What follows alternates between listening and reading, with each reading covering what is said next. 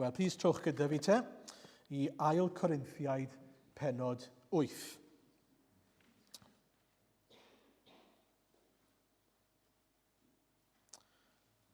Ni'n i ddechrau trwy ddarllen ail Corinthiaid pennod 8 adnodau 1 i 15 ac yna byddwn ni'n mynd i ail Corinthiaid pennod 9 ac yn darllen o adnod 6 ymlaen.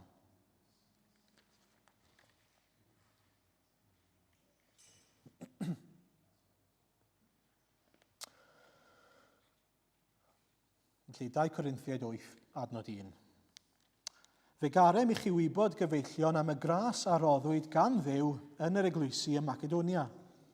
Iddynt gael ei profi'n llym gan orthrymder, gorlifodd cyflawnder ei llawenydd a dyfnder ei tlodi yn gyfoeth o heilioni ynddynt.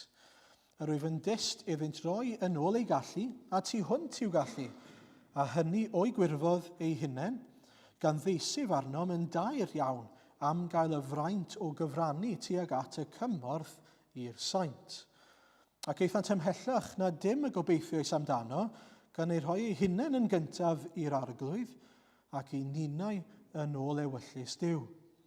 Felly rydym wedi gofyn i Titus i orffen y gwaith, grasusol hwn yn eich plith, yn union fel y dechreuodd arno.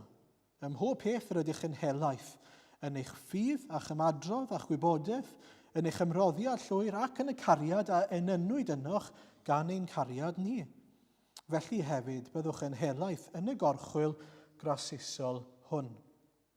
Nid fel gorchymyn yr wyf yn dweud hyn, ond i brofi didwylledd eich cariad chwi trwy sôn am ymroddiad pobl eraill. Oherwydd ydych chi'n gwybod am ras ein harglwydd Iesu Grist, fel y bydd o, ac yntau'n gyfoethog ddod yn dlawd drosoch chi, mwyn i chi ddod yn gyfoethog trwy ei dlodi e. Yn hyn o beth, rhoi fy marn yr wyf, hynny sydd orau i chi, y rhai a fi'n gyntaf, nid yn unig i weithredu, ond i ewyllysio gweithredu y llynedd. Yn awr gorffennwch y gweithredu yn ôl eich gallu, fel y bydd gorffen yn cyfateb i eiddgarwch eich bwriad. Oherwydd, os ydych yn eiddgar i roi, y mae hynny'n dderbyniol gan Dduw, ar sail yr hyn sydd gan rhywun, nid yr hyn nad yw ganddo. Nid fy mwriad yw cael esmwythyd i eraill ar drail gorthrymder i chi, ond eich gwneud yn gyfartal. Yn yr amser penodol hwn, y mae'r hyn sydd dros ben gennych chi yn cyflenwi ei diffyg hwy, fel y bydd i'r hyn sydd dros ben ganddynt hwy gyflenwi eich diffyg chi, maes o law. Cyfartaledd yw'r diben, fel y mae'n ysgrifenedig, nid oedd gormod gan y sawl a gasglodd lawer, na ffrinder gan y sawl a gasglodd ychydig. Wedyn, pennod 9, adnod 6. Cofiwch hyn, a heion bryn, a fed yn bryn, a heion hael, a fed yn hael. Rhaid i bawb roi o wirfodd ei galon, nid o anfodd neu o raid, oherwydd rhoddwr llawen y mae Duw yn ei garu. Y mae Duw yn gallu rhoi pob gras i chi yn helaeth, mwyn i chi arben eich digon bob amser ym mhob peth, allu rhoi yn helaeth i bob gwaith da. Fel y mae'n ysgrifenedig, gwasgarodd ei roddion ymhlith y tlodion, y mae ei heilioni yn para am byth. Bydd yr hwn sydd yn rhoi had i'r heiwr, a bara iddo'n ymborth yn rhoi had i chithau, ac yn ei amlhau. Bydd yn peri i ffrwyth eich heilioni gynyddu. Ym mhob peth, cewch eich cyfoethogi ar gyfer pob heilioni, a bydd hynny trwom ni yn esgor ar ddiolchgarwch i Dduw. Oherwydd y mae'r cymorth a ddaw o'r gwasanaeth hwn, nid yn unig yn diwallu anghenion y saint, ond hefyd yn gorlifo mewn llawer o ddiolchgarwch i Dduw. Ar gyfrif y prawf sydd yn y cymorth hwn, byddant yn gogoneddu Duw am eich ei fuddod i efengil Crist, yr efengil ydych yn ei chyffesu ac am heilioni eich cyfraniad iddynt hwy ac i bawb. Byddant yn hiraethu amdanoch ac yn gweddio ar eich rhan, oherwydd y gras rhagorol a roddodd Duw i chi. Diolch i Dduw am ei rodd anrheithadwy. Amen. Mae yna lot fyna yn y testun, peidiwch â phoeni, byddwn ni ddim yn mynd ar ôl popeth. Dau beth yn benodol, byddwn ni'n dod at hyn mewn munud, ond dau beth yn benodol bore ma ni'n mynd i edrych arno yw, yn gyntaf y ffaith fod yr Efengyl yn dwyn ffrwyth yn ein bywydau ni. Mae'r Efengyl i ddwyn ffrwyth yn ein bywydau ni. Dyw e ddim yn syml nid yn unig yn gred mewnol, yn gred sydd jyst yn effeithio ar y tu fewn i ni. Mae e'n creu newid yn y tu fewn sydd yn achosi newid allanol. Na'r peth cyntaf, a dyn ni'n mynd i weld hynny yn fan hyn. Yna, mae yna esiampl penodol gyda ni o'n blaenau ni, a dyna fydd yr ail beth, sef sut mae'n cael effaith arno ni o ran ein heilioni ni, generosity, ein heilioni. Cyn hynny, jyst chydig bach o gefndir. Mae Paul wedi bod yn cenhadu, fel ni wedi bod yn edrych arno yn y nos, ac yn ystod ei drydydd taith cenhadol, mae'n debyg fod newyn wedi dod yn Jerusalem, ac diweithra problemau mawr yn Jerusalem. Ac felly, os byddwch chi'n sgano nôl i 1 Corinthiaid 16, byddwch chi'n sylwi fod Paul yn dweud, reit, fi eisiau chi nawr i gynorthwyo'r eglwys yn Jerusalem trwy wneud casgliad. Fod yr eglwysi bach yn yr ardal yna i gyd nawr yn gwneud casgliad i anfon arian yn ôl i Jerusalem ac i cynorthwyo nhw. Mae'n debyg fod llythyr cyntaf Paul at y Corinthiaid ddim wedi cael ei dderbyn yn dda iawn gan y Corinthiaid, bod wedi cael trafferth, bod pethau wedi bod yn anodd. Ac felly, o bosib, bod nhw ddim wedi gwrando ar hynny ar y pryd. Ond nawr, mae pethau wedi gwella, mae wedi cael cwpl o sgyrsiau poenus, mae'n dweud hynny yn ei lythyr, i ail lythyr, gyda y Corinthiaid. Ond bellach nawr mae'n gweddio fod newid calon wedi bod, ond mae e nawr yn ei hannog nhw mewn gwirionedd i ddilyn trwyddo gyda beth maen nhw wedi dangos yn allanol. Maen nhw wedi dangos eiddgarwch a brwdfrydedd, nawr mae'n amser, dangos y brwdfrydedd yna yn ymarferol. A felly mae'n gyrru Titus atyn nhw mewn gwirionedd fan hyn a'i gymdeithion mwyn casglu'r arian, mwyn dilifro ar yr hyn maen nhw wedi dweud maen nhw'n eiddgar amdano fe. Dyna'r cefndir yn fras iawn i ni. A felly, yn sgil hynny, beth mae Paul yn dweud wrthyn nhw fan hyn? Wel, sylwch, mae'n dechrau off trwy roi esiampl i ni o beth mae'n edrych fel pan mae'r Efengyl yn cael gafael ar ein calonau ni. Mae'n troi at yr eglwys yn Macedonia. A beth mae'n dweud yw, edrychwch ar y bobl yn Macedonia. Edrychwch ar pa ffrwyth sydd yn dod o'r Efengyl, o'r gras mae'r arglwydd wedi ddangos tuag atyn nhw. A mae'n bwysig yr iaith mae'n defnyddio. Fe garem i chi wybod gyfeillion am y gras a roddwyd gan Dduw yn yr eglwysi ym Macedonia. Nid nhw sydd wedi cynjro rhyw ras lan yn ei hunan, mae'n dod o Dduw. Okay? A y gras mae Duw wedi ddangos tuag atyn nhw, mae wedi gwneud gwaith yn eu calonau nhw sydd wedi'n cael ei amlygu yn y gras mae nhw yn dymuno i ddangos tuag at eraill. A dyma'r esiampl sydd gyda chi. Mae nhw yn profi gorthrymder a maen nhw'n profi tlodi. Ac eto, maen nhw'n llawen ac yn hael. Nawr, os chi gofyn i fi, dyw'r ddau beth yna ddim fel arfer yn mynd gyda'i gilydd. Gorthrymder a tlodi, a llawenydd a heilioni. Ond dyna mae'n dweud adnod 2. Iddynt gael ei profi'n llym gan wrthrymder, gorlifodd cyflawnder ei llawenydd a dyfnder ei tlodi yn gyfoeth o heilioni ynddynt.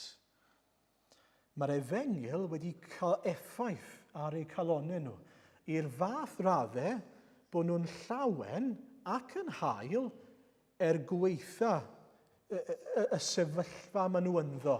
Yn y tlodi ac yn y gorthrymder maen nhw ynddo ar y pryd.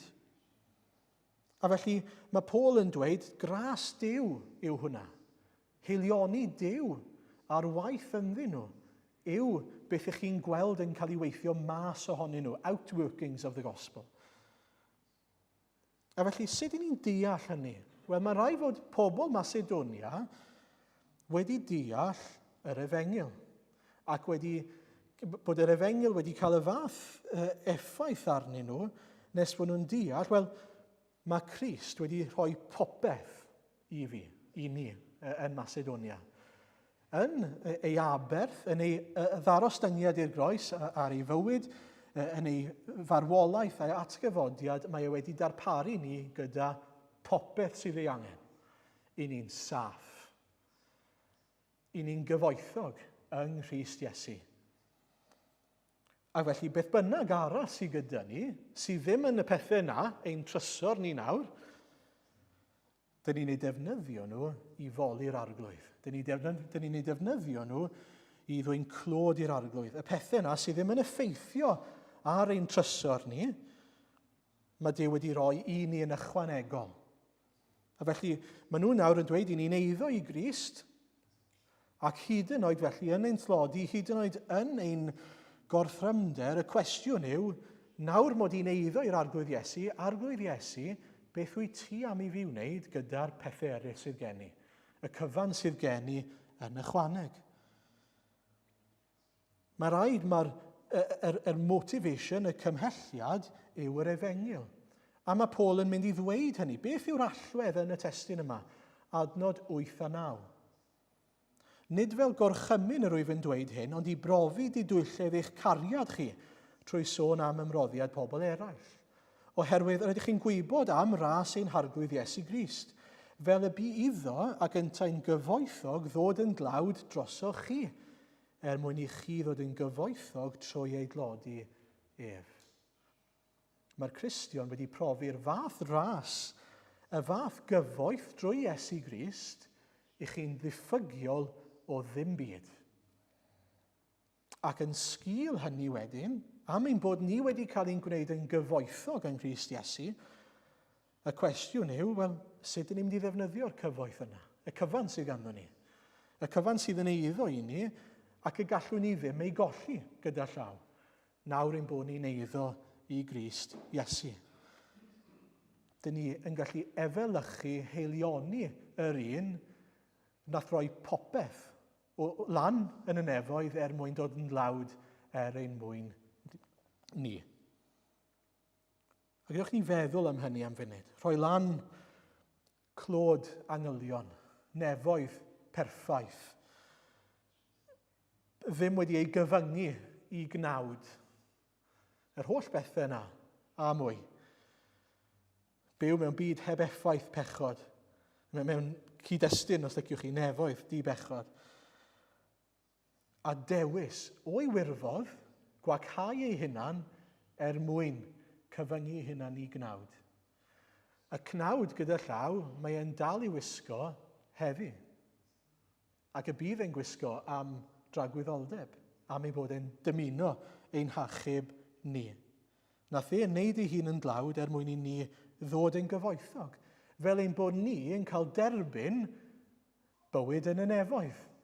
Peidio cael ein cyfyngu gan y cnawd a pechod. Cael adnabod Duw yn y nefoedd mewn harmoni.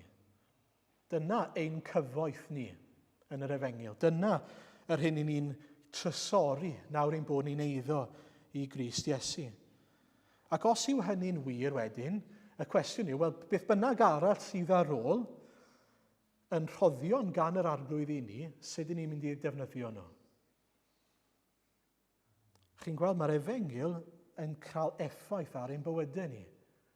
Mae heilioni Crist nawr yn ein gwneud ni'n hael tuag at ein gilydd ac eraill o'n cwmpas ni. Dyw e ddim yn golygu fod Iesu Grist yn llai o fab Duw fod e wedi gwneud ei hunan yn dlawd, yw e. Fod e wedi rhoi lot o bethau lan, oedd e dal yr un arglwydd pan oedd e ar y ddaear ac yw e yn y nefoedd. A mae hwnna'n bwysig. Pan dyn ni'n rhoi pethau lan nawr, allwn ni ildio pethau, aberthu pethau, rhoi ein einioes dros eraill, gan wybod i ni ddim yn dweud unrhyw beth lan o ran ein eiddo ni yng Nghrist Iesu, ein perthynas ni gyda'r arglwydd, ein trysor ni, yr hyn sydd i ddod hyd yn oed yn etifeddiaeth gan Dduw. Ac yn fwy na hynny, i ni'n gweld rhywbeth o galon Duw yn hynny, nag i ni. Beth oedd bwriadau Duw? Beth oedd calon Duw? Gobeithio chi'n deall beth dwi'n golygu gan y term yna. Ei fwriadau yw fod yn rhoi ei fab mwyn i ni gael ein derbyn. Os i ni'n deall hynny, bod ni'n rhoi bod e'n rhoi ei fab mwyn bod ni'n elwa, mi fyddwn ni'n fodlon rhoi fel bod eraill yn elwa. Bod ni'n edrych o'n cwmpas ac fel oedd Crist yn edrych ar ei greadigaeth ac yn gwybod mae dyfu gyfoeth allai roi iddyn nhw, a byddwn ni'n efelychu hynny. Os i ni'n gweld pobl mewn diffyg, bod ni'n gallu dweud, dwi'n gweld y diffyg ac mewn cariad dwi'n dymuno llanw'r diffyg yna. Mae Paul yn mynd mlaen i ddweud hynny yn adnod 12 i 14. Cyfartaledd yw'r bwriad, equality. A cyfartaledd yr efengil, gospel equality, gyda llaw. Oherwydd, os ydych yn eiddgar i roi, y mae hynny'n dderbyniol gan Dduw, ar sail yr hyn sydd gan rhywun, nid yr hyn nad yw ganddo. Dwi ddim yn gofyn i ni roi rhywbeth sydd ddim gyda ni. Nid fy mwriad yw cael esmwythyd i eraill ar drail gorthrymder i chi, ond eich gwneud yn gyfartal. Dwi ddim eisiau bod bywyd yn anodd iddyn nhw, wrth iddyn nhw roi. Beth mae moyn yw fod pawb yn cael profi o gariad Duw trwy fod pawb yn cael ei trin yr un fath. Yn yr amser presennol hwn, y mae'r hyn sydd dros ben gennych chi yn cyflenwi ei diffyg hwy. Mae beth sy'n sbar gyda chi yn llanw'r gaps gyda nhw. Fel y bydd i'r hyn sydd dros ben ganddyn nhw gyflenwi eich diffyg chi, maes o law. Mewn tro, rhywbryd yn y dyfodol, bydd e ffordd arall rownd, bydd yna gaps gyda chi sydd angen ei llenwi, a bydd gyda nhw gyflenwad maen nhw'n gallu rhoi. Beth mae'n adlewyrchu yw gofal yr arglwydd Iesu a darpariaeth yr arglwydd Iesu trwy fywyd yr eglwys. Lle ni'n gallu llanw'r gaps dros ein gilydd trwy garu ein gilydd. Dyn ni'n gweld eglwys yn dioddef draw fyna falle, dyn ni'n gweld sut allwn ni helpu. I ni'n gweld Cristnogion yn cael eu herlyd a dyn ni'n gweddio drostyn nhw.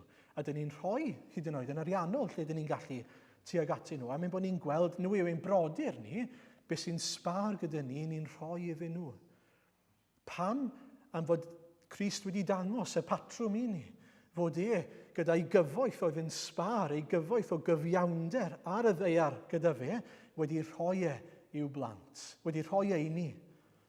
Na chi beth rhyfeddol yw ein bod ni'n gallu caru ein gilydd trwy roi, hyd yn oed yn ymarferol. Tybed ydy ni yn ymarferol yn efelychu y patrwm, yn edrych i ddechrau, mae rhaid i ni edrych i ddechrau, a gweld y gaps, gweld yr hyn sydd ei angen yn yr eglwys o'n cwmpas ni, o fewn yr eglwys yma gyntaf, ond yn fwy eang hefyd ein brodyr a'n chwiorydd. Ond yna wedyn, wedi'n cymell gan heilioni Crist, o'n gwirfodd yn dymuno rhoi tuag at eraill. Ac y pwynt yw fod yr efengil yn gwneud ei waith. Fod yr efengil, fod heilioni Crist ag ato ni wedi'n gwneud ni nawr yn bobl hael. A jyst esiampl yw heilioni. Mae'n bwysig bod ni'n nodi sawl tro mae Paul yn dweud o'i gwirfodd. O'i gwirfodd maen nhw'n rhoi. Oherwydd o'i wirfodd nath Iesu roi ei einioes dros y defaid.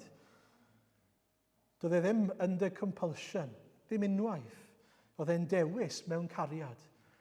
Ond am ein bod ni wedi profi cariad yr arglwydd Iesu, sut allwn ni beidio a caru eraill o'n cwmpas ni. Mae yna gymhelliad yma i ni. A mae'n dweud beth yw'r patrwm. Maen nhw wedi rhoi eu hunain i'r arglwydd yn gyntaf, ac yna, yn ôl ewyllus Duw, i'r bobl. Mae'n dweud yn adnod 5, eithon tymhellach na dim y gobeithus amdano, gan ei rhoi ei hunain yn gyntaf i'r arglwydd, ildion gyntaf i'r arglwydd, ac i ninnau yn ôl ewyllus Duw. Be mae'n dweud yw, am ei bod nhw wedi ildio i'r arglwydd yn gyntaf, Y cwestiwn nawr yw, wel, arglwydd, beth wyt ti eisiau fi wneud gyda'n holl adnoddau, resources? Wedyn, yn ôl ewyllus Duw, maen nhw'n rhoi. Nid yn ôl ewyllus Paul, a nid yn ôl yr ewyllus yn Jerusalem, sylwch. Dyna sut mae'n mynd. Ni'n ildio i'r arglwydd, ac yna mae pob peth ni'n ildio yn dod o dan ewyllus ein harglwydd ni. Felly gai ofyn, ydy'r efengyl yn cael effaith ar y ffordd i ni'n byw? Ydy ni'n gweld rhywbeth o heilioni Crist tuag ato ni yn cael ei amlygu yn ein heilioni ni tuag at eraill? A jyst esiampl yw heilioni fan hyn. Dwi eisiau nodi hynny. Esiampl mae Paul yn ei ddefnyddio. Dwi eisiau nodi fod Paul yn dweud wrthyn nhw bod nhw'n helaeth neu'n gyfoethog yn dda mewn sawl ffordd, yn eich ffydd a'ch ymadrodd, adnod 7, a'ch gwybodaeth ac yn eich ymroddiad llwyr ac yn y cariad a enynwyd ynoch gan ein cariad ni. Dwi ddim yn dweud, chi ddim yn neud dim byd. Mae'n dweud, i ni'n gweld y helaethrwydd gwaith Crist ynoch chi'n barod. Ond tybed, oes na un agwedd yn ein bywyd ni, lle i ni ddim yn gweld yr efengyl yn ffynnu, yn dwy'n ffrwyth yn yr un ffordd. A'r her i ni mewn gwirionedd fan hyn yw edrych ar yr holl agweddau yma. Ac gofyn y cwestiwn, wel, ym mhob agwedd, yn ein ffydd ni, yn ein ymadrodd ni, yn ein gwybodaeth ni, yn ein ymroddiad llwyr ac yn y cariad sydd ganddo ni, ydyn ni'n dwy'n ffrwyth. Ydyn ni'n myfyrio arnyn nhw yng Nghrist fel i bod nhw yn dwy'n ffrwyth yno ni. Wrth i ni eu profi nhw, mi fydd e'n dwy'n ffrwyth yno ni a trwom ni wedyn mwyn dod ag ogoniant i'r arglwydd wrth iddyn nhw effeithio ar eraill o'n cwmpas ni. Mae'n bwysig nodi, nid y broblem byth yw beth i ni'n rhoi o ran yr arian neu beth bynnag. Dyna pam fi'n defnyddio'r term adnoddau, resources, wrth i ni sôn am heilioni yn rhoi. A sylwch ym mhenod 8 a penod 9 o ail Corinthiaid, dyw Paul ddim yn defnyddio'r gair arian unwaith. Pam? Mae'n defnyddio geiriau eraill. Mae'n defnyddio geiriau fel rhodd, neu gras, neu ymroddiad, neu cymorth, neu gwasanaeth. Oherwydd mae rheina'n adlewyrchu rhywbeth o galon y person tu ôl iddyn nhw. Wrth i chi feddwl am y rhodd i'ch chi'n rhoi o'ch gwirfodd.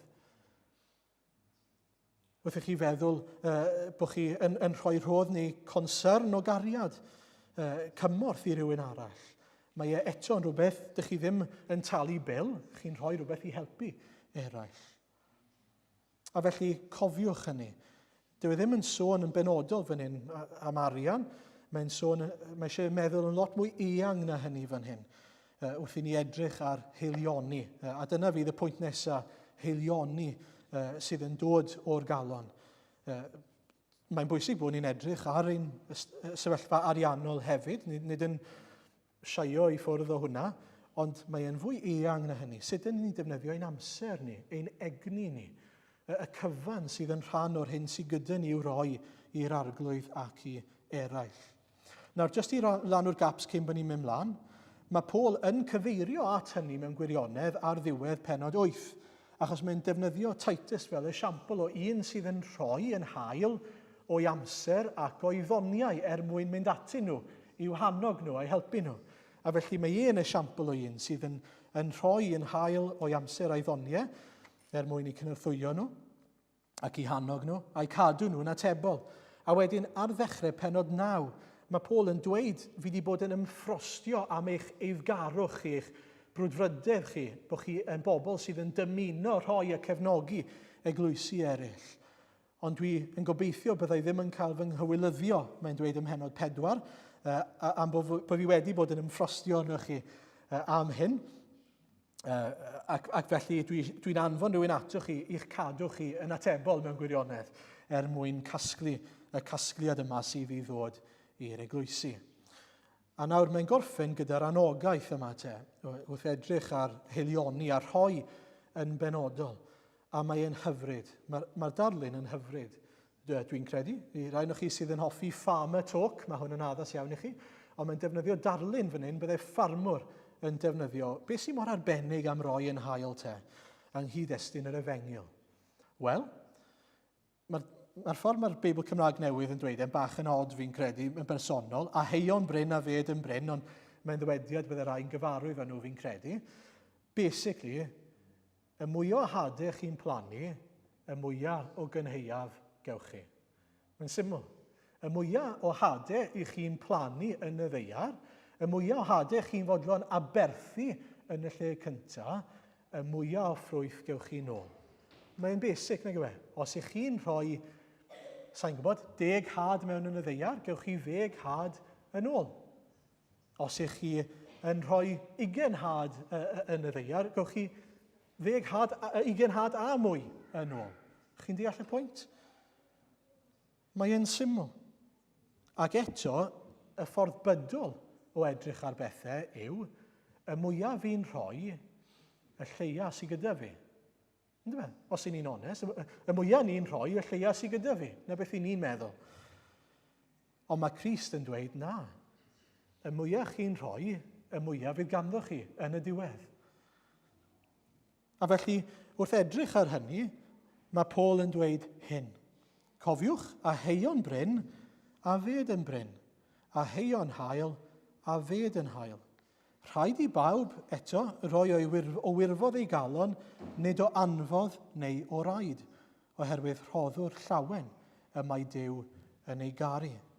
Y mae Duw yn gallu rhoi pob gras i chi yn helaeth, mwyn i chi ar ben eich digon bob amser ym mhob peth, allu rhoi yn helaeth i bob gwaith da. Be mae'n dweud yw, yn gyntaf, mae rai fod e'n dod o'ch gwirfodd chi, ond deallwch, fel mae Duw wedi rhoi ei fab mwyn dod â, mae e'n flaenffrwyth nag yw e, mwyn dod â'r cynheuaf o blant yn ôl iddo fe, mae e'n dymuno ein bod ni yn rhoi fel bod e'n gallu'n defnyddio ni fel tŵl, fel arf, fel ffermwyr, i ddod â ffrwyth yn ôl iddo fe. A fe sydd yn rhoi rhagor o had i ni, bob tro. Mae'n rhoi rhagor i ni, y mwyaf fyddwn ni'n plannu, y mwyaf o hadau fydd e'n rhoi. Mae'n mynd mlaen i ddweud hynny. Mae'n mynd mlaen i ddweud yn adnod 10, bydd yr hwn sydd yn rhoi had i'r heiwr a bara iddo'n ymborth yn rhoi had i chithau ac yn ei amlhau.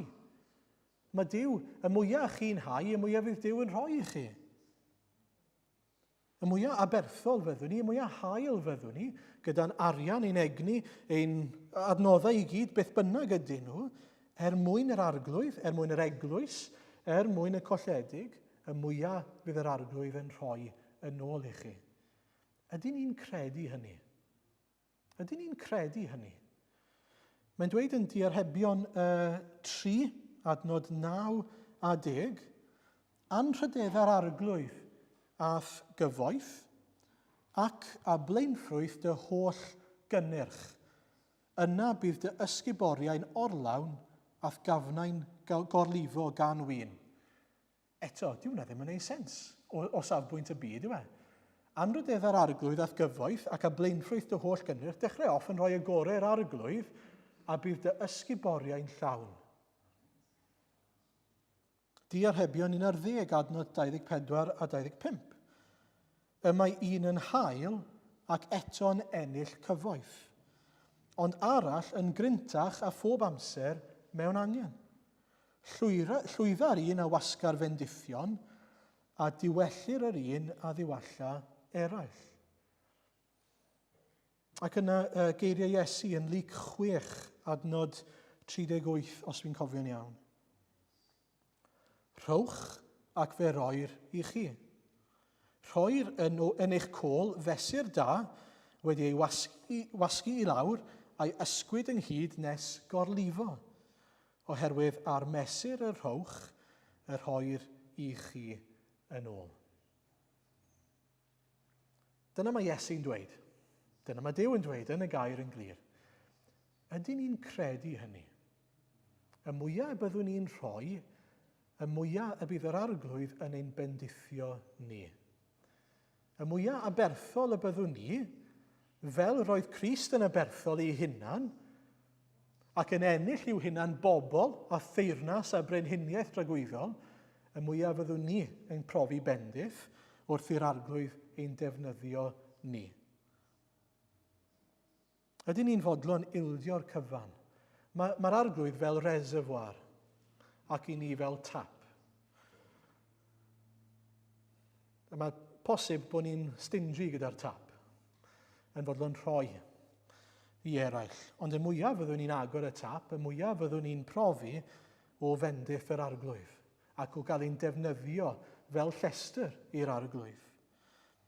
A mae Paul yn mynd i esbonio sut mae hwnna'n gweithio o adnod 11 i 15. Ym mhob peth, cewch eich cyfoethogi ar gyfer pob heilioni, a bydd hynny trwm ni yn esgor ar ddiolchgarwch i Dduw. Oherwydd y mae'r cymorth a ddaw o'r gwasanaeth hwn nid yn unig yn diwallu anghenion y saint, ond hefyd yn gorlifo mewn llawer o ddiolchgarwch i Dduw. Ar gyfrif y prawf sydd yn y cymorth hwn, byddant yn gogoneddu Duw am eich i fuddod i efengil Crist. Yr efengil yr ydych yn ei chyffesu ac am heilioni eich cyfraniad iddynt hwy ac i bawb. Byddant yn hiraethu amdanoch ac yn gweddio ar eich rhan oherwydd y gras rhagorol a roddodd Duw i chi. Wrth iddyn nhw roi, maen nhw'n adnod 12, ateb anghenion y saint. Mae'n arwain at ddiolchgarwch i Dduw. Yna wedyn, adnod 13, mae'n dystiolaeth o i fuddod y Corinthiaid i'r efengil, sydd yn arwain at fwy o fawl. Ond mae hefyd yn dyfnhau y berthynas o gariad rhwng yr eglwys yn Jerusalem a Corinth, mae'n dweud. Bydden nhw'n hiraethu amdanyn nhw, wrth iddyn nhw feddwl amdanyn nhw, wrth iddyn nhw gofio nôl a cofio am y rhodd yma, sydd yn arwain at nhw yn gweddio dros yr eglwys yn Corinth. Y bydd yr arglwydd yn ei bendithio nhw gan wybod fod yr arglwydd yn ateb ein gweddio ni. Chi'n gweld sut mae'n gweithio? Mae'r arglwydd, felly, yn cael ei glodfori. Mae'r eglwys yn cael ei cyfoethogi a'i cefnogi. A hefyd, yn sicr, mae'r colledig yn cael ei cyrraedd, oherwydd mae'r eglwys nawr yn dystiolaeth. Sylwch, tystiolaeth o'i fuddod y Corinthiaid i'r efengil. Mae hwnna'n cael ei amlygu yn ei rhoi nhw. Adnod 13, byddant yn gogoneddu Duw am eich i fuddod i efengil Crist, sydd wrth gwrs yn dystiolaeth i'r colledig.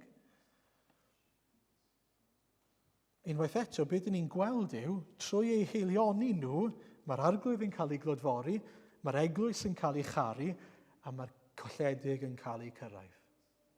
Na chi beth hyfryd yw hynny, bod yr efengil yn gwneud ei waith yn y fath ffordd, hyd yn oed trwy roi arian, rhywbeth ymarferol, fod yr arglwydd ar waith ac yn gweithio eto ym mhob cyd-destun ac yn cael ei glodfori. A sylwch sut mae Paul yn gorffen. Byddant yn hiraethu amdanoch ac yn gweddio ar eich rhan oherwydd y gras rhagorol a roddodd Duw i chi. Wrth i'r eglwys yn Jerusalem, os allwn ni drio cael hwn yn ein pennau ni, wrth i'r eglwys yn Jerusalem gweddio dros y Corinthiaid, beth maen nhw'n gweddio? Arglwydd, diolch i ti am yr efengil, diolch am Grist, a dy heilioni di trwy Grist, oherwydd mae dy heilioni di tuag ati nhw wedi achosi iddyn nhw fod yn hael tuag ato ni. Gobeithio bod hwnna'n neud sens. Mae'n triclo mewn sawl ffordd, ond mae Crist wedi bod yn hael tuag atyn nhw mwyn iddyn nhw fod yn hael tuag at yr eglwys yn Jerusalem. Mae hwnna wedyn yn enyn heilioni yn yr eglwys yn Jerusalem i weddio dros yr eglwys yn Corinthiaid, i roi o'i amser ac o'i egni i weddio dros y Corinthiaid. A dyna'r berthynas o roi cariadlon sydd gyda ni o'n blaenau ni yn yr efengil. Yr efengil sydd ar waith yno ni yn ein gwneud ni'n bobl fel Iesu Grist. Pobl aberthol, pobl cariadlon, pobl hael, pobl gwasanaethgar, pobl llawn ffydd. Yr holl bethau mae Paul wedi ei nodi ar ganol pennod 8 ac wrth edrych ar yr heilioni ar y cyfan. A felly, yn benodol, wrth i ni feddwl am ein cyd-destun ni fel eglwys, dyn ni'n mynd i fod mewn tymor nawr fel eglwys, lle mae yna lot o alwadau ymarferol yn mynd i fod arno ni. Dwi ddim yn o reidrwydd yn meddwl bod nhw'n alwadau ariannol.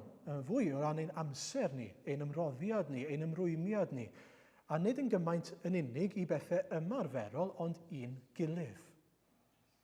Ydy'r Efengyl yn mynd i ddwy'n ffrwyth yno ni. Wrth i ni ystyried y fraint yn gymaint y mae'r arglwydd wedi rhoi i ni, dyma fraint nawr i ni roi o'n gwirfodd mwyn eraill, yn ein ymrwymiad ni, ein gwasanaeth ni, ein gofal ni, ein cariad ni, tuag at ein gilydd. A dwi wir eisiau dweud hyn, does dim pwynt wneud mwyn cadw y gweinidog yn hapus, neu mwyn cadw y trysorydd yn hapus. Na. Mae oherwydd bod ni'n deall gwaith yr Efengyl yno ni. Nid gwneud mas o rhyw compulsion yw a mae'n glir yn y gair nag yw Mae yn sgil, yng ngoleuni beth mae'r arglwydd Iesu wedi wneud drosto ni. Fi'n credu 4 gwaith mae Paul yn nodi, y pwysigrwydd fan hyn bod ni'n rhoi o'n gwirfodd. A felly, os ych chi ddim yn teimlo bod chi'n rhoi o'ch gwirfodd, iawn. Mae hwnna'n iawn. Ond ar yr un pryd, gweddiwch, mae'n dweud nag yw fod yr arglwydd yn hoffi rhoddwr llawen, yn caru rhoddwr llawen. Mae rai pobl yn cymryd hwnna i olygu, wel, os nag i fi'n llawen, na i ddim rhoi. Iawn, ond gweddiwch arglwydd achosa i fi i fod yn llawen mwyn i fi allu rhoi. Rho lawenydd i fi.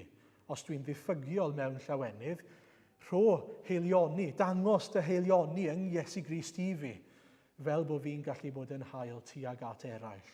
Os dwi wedi colli golwg o'r Efengyl, os dwi wedi colli golwg o'r ras Iesu tuag ato fi, amlyga fe i fi, achos dwi nawr yn dymuno dangos hwnna i eraill. A bydd yr Efengyl yn gwneud ei waith yn ein plith ni, clod a gogoniant i'r arglwydd, a diolch i fyw am ei rodd a'n rheithadwy. Amen.